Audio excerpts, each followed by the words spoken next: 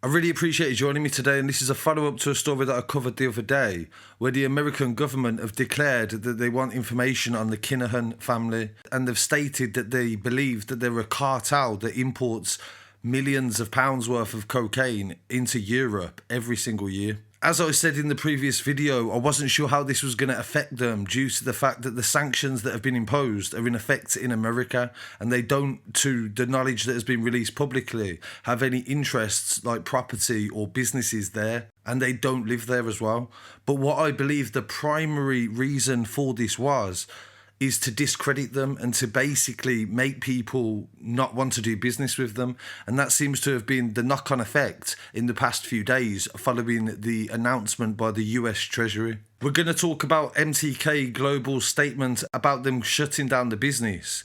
But first, we'll talk about what occurred the day before. Bob Yalin was the CEO, and he resigned from his role on the 19th of April. And he states that he's been there since 2018, and he resigned on Tuesday morning for personal reasons. This comes a week, the Daily Mirror reported, after Kinahan was named as the head of an Irish crime gang. MTK Global said in a statement they regret that Bob has stepped down, and they would like to thank him for all of his efforts in the business that he has taken part in over the years. Yalin was never involved in any criminality, they stated, and they are incredibly proud of the success that he achieved with MTK. They go on to say that the pressure has been a lot though in the last few weeks, and considering the impact on his family, and after 4 years of leading at MTK, he has now decided to step aside. And this follows an outpouring of criticism about the fact that Daniel Kinahan may have been still involved in MTK Global. He was meant to have stopped being involved in 2017, but there has been several contradictions in the media where people have said that Daniel is still involved, and people have also thanked him as well for his involvement in boxing. One of them was Bob Arum, the American promoter, who stated very clearly that he was involved. And this, of course, goes against what MTK Global had said officially to all of the fans and the government. Hello there. I'm just after getting off the phone with Daniel Kinahan. He's just informed me that the biggest fight in British boxing history has just been agreed. Get up there, my boy! Big shout out, Dan. He got this done. Literally over the line. 2-fight deal. Tyson Fury versus Anthony Joshua next year. In relation to their statement about ceasing operations, which has also been retweeted by the spokesperson for the US Treasury, they have faced unprecedented levels of unfair scrutiny and criticism since the sanctioning by the US government of Daniel Joseph Kinahan. It's a matter of public record that Mr. Kinahan has not been involved in MTK since 2017, and despite repeated reassurances in this regard, unfounded allegations about his association with our fighters have persisted. Since leading promoters have now informed us they will be severing all ties with MTK, we can no longer work with our fighters, and we have taken the difficult decision to cease operations at the end of this month. MTK prospered because we always put the long-term interests of the fighters at the heart of what we do, and our priority in the weeks ahead will be to ensure that the world-class fighters will be supported with new partnerships in the future. MTK gyms are still currently open as they are a franchise and are separate to the actual main entity. So this is a very big development for them to come out and say promoters don't want to deal with them, and the fighters, even some fighters, have distanced themselves considerably from them as well. MTK used to be MGM, and it started in 2012 in Spain, where Kinahan founded it with Matthew Macklin. But in an interview with the Irish Mirror over the weekend, US boxing promoter Bob Arum said that Daniel was 100% still running the organisation. And in several interviews today ahead of the Dillian Whyte fight, there has been some criticisms of the journalist not questioning him at the press conference, but Sky News did give a really difficult interview with Fury, constantly badgering him about his connections to Daniel Kinahan and the fact that he'd thanked Daniel for setting up the AJ fight. In the first press conference, which was on Zoom, there was 96 journalists and YouTubers on the call, but only a handful of them were selected to ask questions, and nobody asked him about his connections to Daniel Kinahan. But in a series of interviews when he was at the press conference, he was bombarded with questions by different channels. He actually walked away from some of the interviews as well. And this is, of course, taking attention away from the boxing and drawing more towards the accusations that the governments have been making against the Kinahans. There has been a mixed response response online, of course, with some people who supported what Daniel had done boxing, and the vast majority of people that were actually against the damage that some of it had done, due to the fact of the governments turning against them, and especially the media as well. They've been waiting for a long time to be able to state some of the things that they can now without any legal actions coming from them. But at the same time, there is no warrant out for their arrests, and this is literally, it seems like a massive effort to just discredit the business and make sure nobody will work with them. So I really want to hear what people have to say on this story, and please leave a comment below, and I'll definitely follow this up in the near future. There's plenty of news to come today, plenty of street news from London and Birmingham, and please don't forget to subscribe for the latest updates. Peace. To Europe, and they are a threat to the illicit economy from the international money laundering. The Undersecretary for Terrorism and Financial Intelligence, Brian E. Nelson, said criminal groups like the KOCG prey on vulnerable people in society. They bring crime and violence.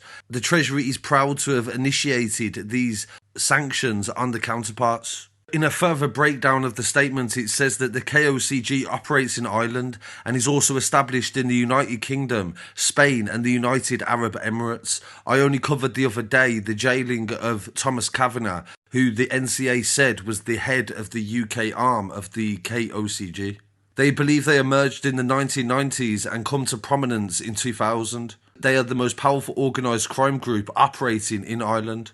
Irish courts have said that the KOCG is a murderous organisation involved in the international trafficking of drugs and firearms. The criminal activities of the KOCG include money laundering, generating proceeds in the UK and pooling them together to pass to local criminals before being laundered out of the United Kingdom. Since 2016, they say they've been based in Dubai and have been involved in a gang war with another group in Ireland and Spain. This has resulted in numerous murders, and 2 of them were innocent people.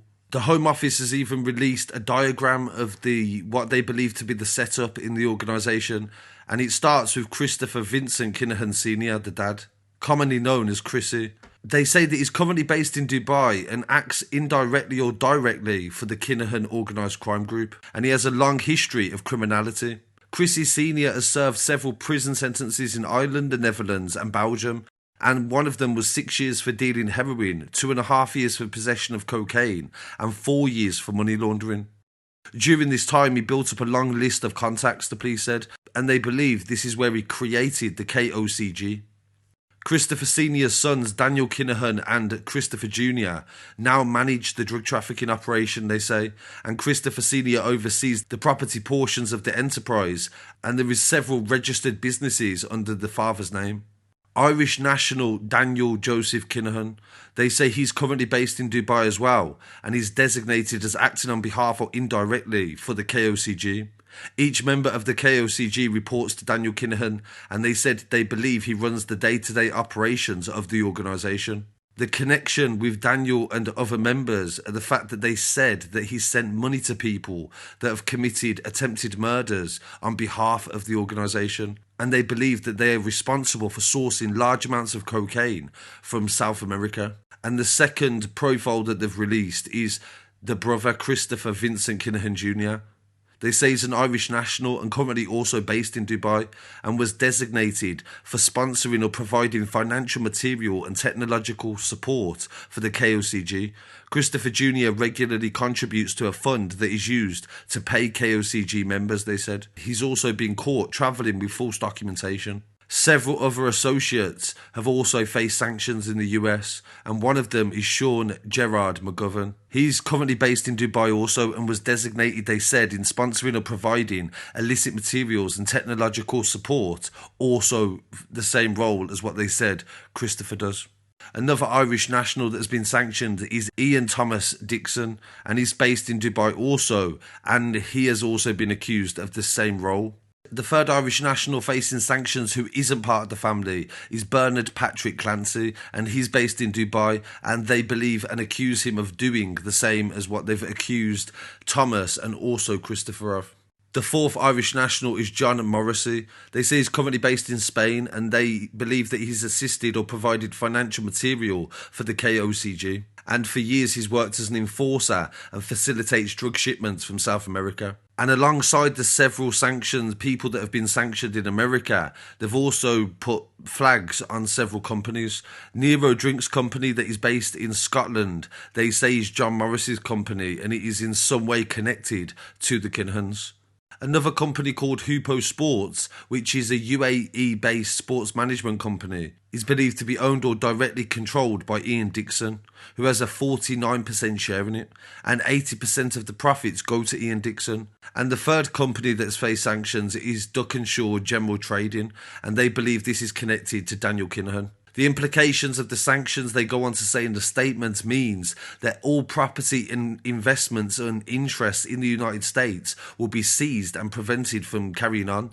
And what is really interesting in this is that none of them are in the United States. And as far as what I've read, there's no properties or businesses that are in the United States. I believe the American government trying to say that we're aware and we're trying to put pressure on you to change your ways as such, because it says at the end of this sanction that these sanctions are not permanent, and if people change their ways that they can be lifted as well. So I'm not sure how that relates with this case, but it does say it in the statement on their website. So as it stands, there's been no arrests, no actual case evidence apart from connections. It's very PR based. The Irish government are liking it because they can state they're doing something about drugs, and also the United States love nothing more than to make out they're doing something about drugs. When in reality, this is merely just them saying they don't have enough information to arrest them. But I really want to hear what people have to say on this story, and any other stories, please send to news@scarcitystudios.com and I'll react to it as soon as possible. If there's anything in this story you think is incorrect or inaccurate, please contact me at news@scarcitystudios and we will try to do our best to correct it as soon as possible. Thank you.